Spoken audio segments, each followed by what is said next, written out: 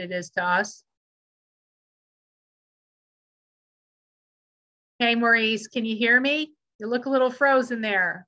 Do you have a line out at all?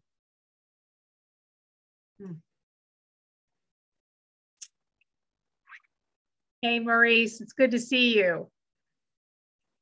Likewise, likewise.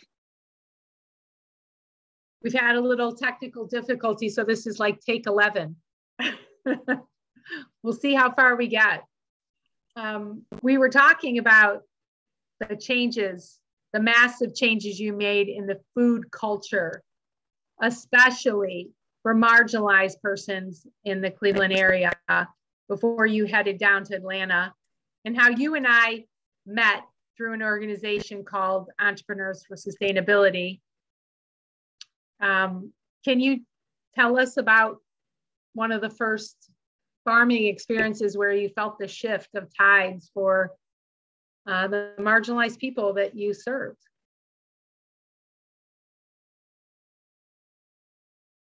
Well, I didn't feel it in Cleveland until much, much later. And can you hear me okay?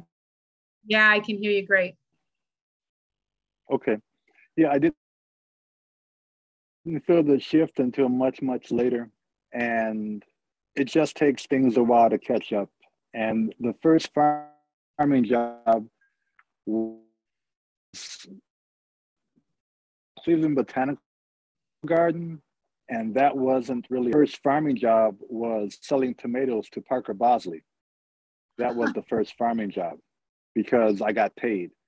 And that happened, I don't know when, maybe 2000, no, 19, I don't know when it was, 19 something, 1990 something, maybe 94. And Bosley's, Parker Bosley's place had opened up, and I heard on the street that he was looking for fresh produce, and I had cherry tomatoes, sun golds. And I went through the back door, and the dishwasher answered the door, and I said, I got some tomatoes. You guys buying tomatoes? And dishwasher said, I don't buy tomatoes, but I'll get you the guy that does. And Parker came back, and he had his little cute Parker Bosley glasses on, and he was dressed beautifully, just perfect. And I said, hey, I'm Maurice. You want to buy some tomatoes? They're local. They're like, 10 blocks away. And he was like, he tasted one, and that was it. And he paid cash for it. And I was very happy because that was my first sale. And thanks to Parker Bosley, Chef Parker Bosley, my life has been great ever since. That little purchase gave way to sharing the message that you can grow food. You don't have to grow drugs. You don't have to sell drugs. You can do this. It's hard work, but it keeps you out of jail. And while farmers don't make a ton of money, you can make money and you can keep yourself out of jail. While it's tough to make a living as a farmer, you can still do a lot, and you can sleep because the cops aren't on your back. So as a vehicle for staying clean, and as a vehicle for staying clean as far as your body, farming, that introduction back in those days was pretty pivotal. And as we look back on it, it was able to, change the landscape of greater Cleveland because it opened up a lot of poor farmers to the bigger picture of restaurant sales. And that's a good memory. How about you? Well, I'm relishing in this story, in this hometown that we've shared, and never hearing you tell that story. And I'm very curious to know how you started opening up more of the Black community to creating their own food sources, because as you and I both know, first of all, I feel that's a birthright. Hope you can hear me. I feel it's a birthright to have food and nourishment, and hoping that you can shed some light on how you began helping people to create their own sources so that they would have enough. Well, I got a lot of pushback from the Black community in Cleveland. And mind you, this is the 90s. And people were in their own world, and I wasn't getting the notice from Black people about food and food access and food sovereignty. People come at different times, and sometimes you're ahead of the curve. And people always told me, you're ahead of the curve. It's gonna be a minute. Just stay where you are. And staying where I was working with the white folks, because they were about sustainability. They were about clean water and clean air. Black folks were about that, but not in Cleveland at that time. It was much, much later. I remember meeting Akusa Mackey, and Akusa came to the Learning Garden over at 66th and Chester. And she was the first sister that I met that was about the environment. She was the first sister that I met that was about, using her property to grow food for the community. She was the first sister I met that was about getting the work done. And you can look her up. She's still alive. She's still in the community, Akusa Mackey.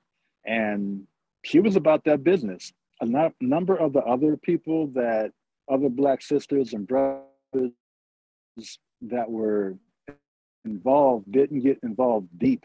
They got involved, but 2 or 3 raised beds here and 2 or 3 raised beds there. It's a start, but no one went as deep as Akusa. Akusa and water catchment and pollinators and all these things. So she went all the way in, and she's one of the forerunners to the east side of Cleveland beginning to embrace local food systems, because she was able to hold, what do they call them? She was able to hold these events at her space. And, white folks have been holding events at farms and urban farms for 125 years, but Black people, no. And that's a touchy subject. And I'm ready for the pushback, because Black folks just weren't on board back in those days. And I don't blame them for not being on board, because it's a hard push trying to do for self. It's a hard push doing something at 131st and Kinsman. It's a hard push looking at a vacant lot, and there were no policies in place to do anything with a pretty much a renegade if you did anything on 131st and Kinsman with a vacant lot to try to everything's changed. So 20 years, things can change. Back in the 90s, not so much so. Wow. Well, and I apologize, our connection isn't great, but I think we got the most of that, and the names you're using, they're familiar names. Not only to mention my concern about, the vacant lots, and what you and I know is the contamination of lead, which is already in the housing of marginalized people, and access to tools and access to the beds and the covers and the systems and the water, or any kind of tunnel for, proper year-round growing was not accessible, right? I would imagine. Still with me, Maurice? Yeah, nothing was available. Yeah. Nothing's available, and those things aren't cheap. No, and here we are in 2022, and things still aren't available. You can get funding, but you have to front your money to make it work, and then you get paid back. Who's got $24,000 to pay up front to wait 6 months to get it back from the NRCS? National Conservation Resource Service. Wonderful thing, but no one's got $24,000 money. Nobody. Right. And so we have this large disparity of the haves and the have-nots based on, the great divide of race. I hope you can hear me. You kind of froze, Maurice. Can you hear me okay? I'm so sorry for this connection, but hopefully the pieces of this will be glued together with meaning. that what we're saying is that there's still large amounts of food injustice, and the food that is available in the largest sectors of our marginalized communities is what you and I would call pure poison. It's not food, right? You with me? I'm with you. Yeah. So you helped create this awareness of soil regeneration, really? You know, to me, what you do is fortify humans with soil. You're the soil sage.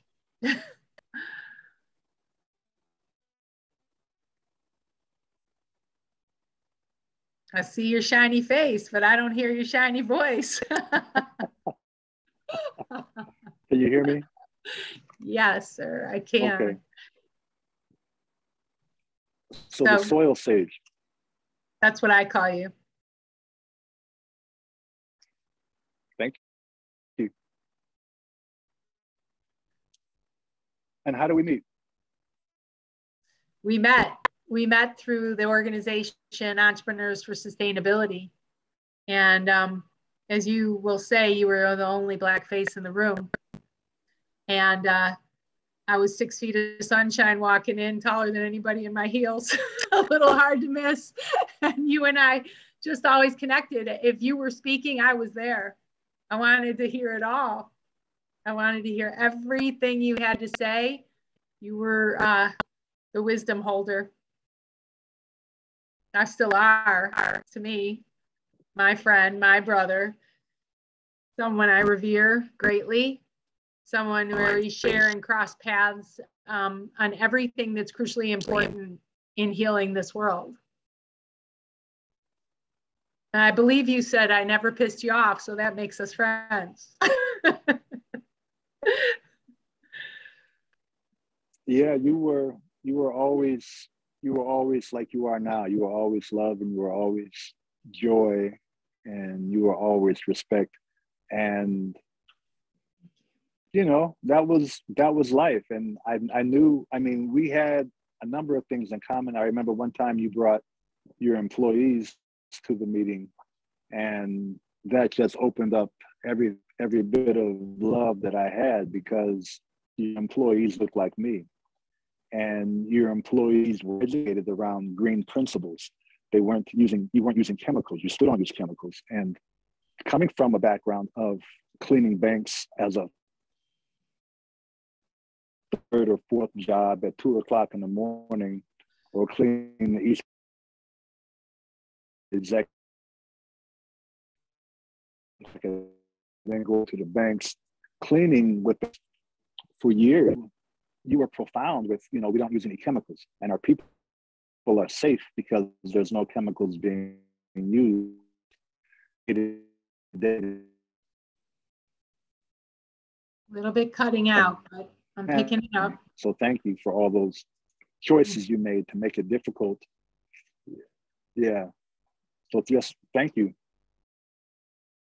Thank you for your acknowledgement. I hope some of this is coming through. I know our connection is bad, and I appreciate you indicating, you know, that to me, the people who were co-creating the experience of Green Clean with me were valuable assets, cleaning professionals who were highly trained in organic and safe processes, that those processes were in place not only to protect the homes and the businesses, but fundamentally because of the great toxicity to cleaning professionals. The important thing was that they were paid a livable wage. Do you hear me okay? Yeah, and my design of that company was to have it be employee owned, and you and I have spoken about that before.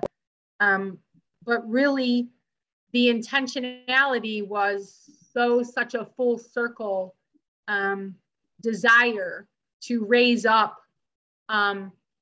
marginalized individuals into a profession that they could be proud of and would be paid well for in terms of that field. And so to bring them to the meetings where they could see that there was a larger picture was really important to me.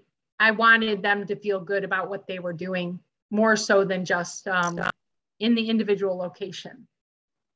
Yeah, I couldn't have done any of that without them. And my roots were in cleaning.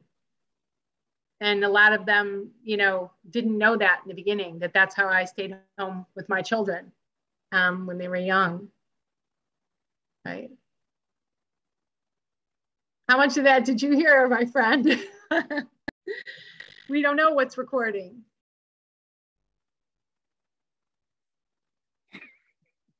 I think we kind of lost. I heard the part about you staying home with your kids. Yeah. Yeah.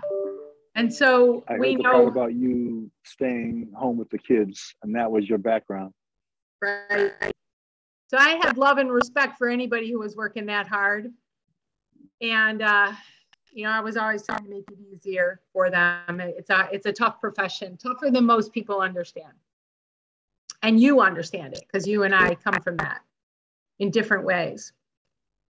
So I know since our connection is poor, Maurice, if you can, for now, if we can close this out, just in hopes that we're able to save any part of this that people can hear. Can you tell me your vision for the future, if that can come across, your vision for food justice, let alone your own justice, because you and I are like waist deep in that too. But food justice for marginalized communities.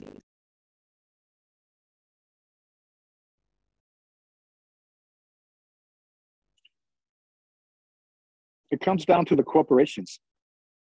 And there's a saying that you shoot yourself in the foot, but the corporations are responsible. The people own nothing. The corporations own everything.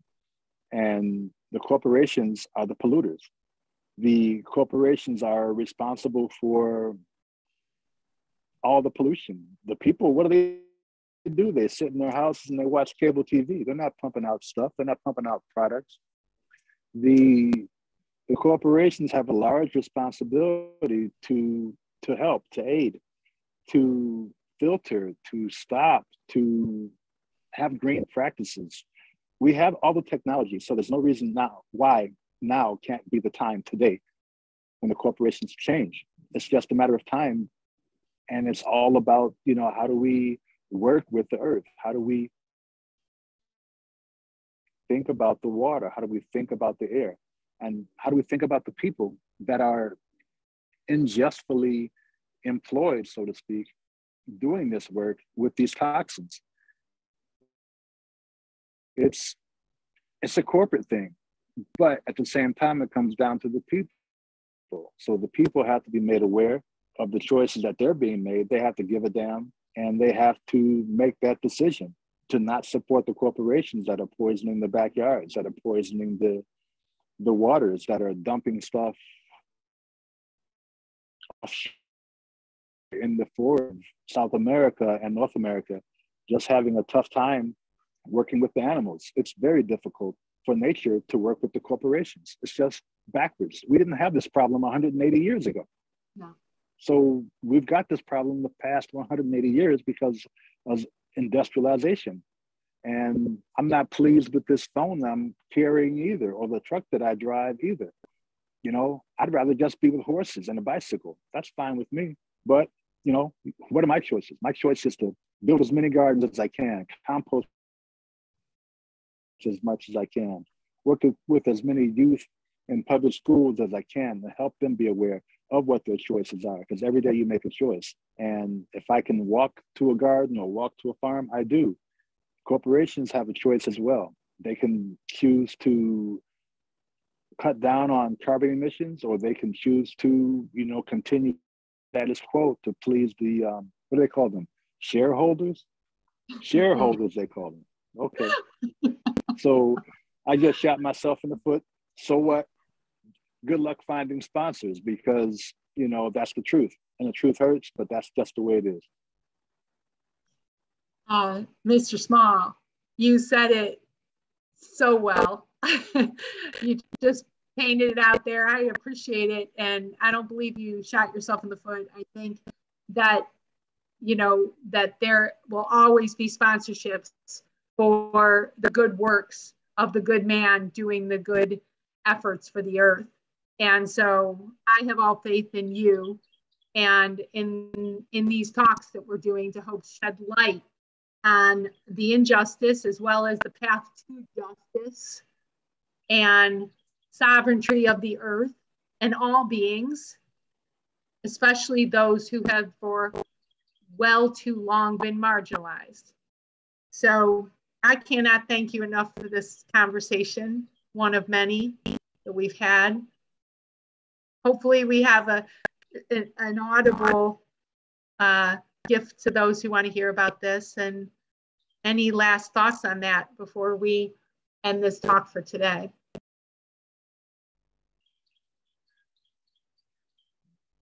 Did you hear any of what I said? Anything else, my friend?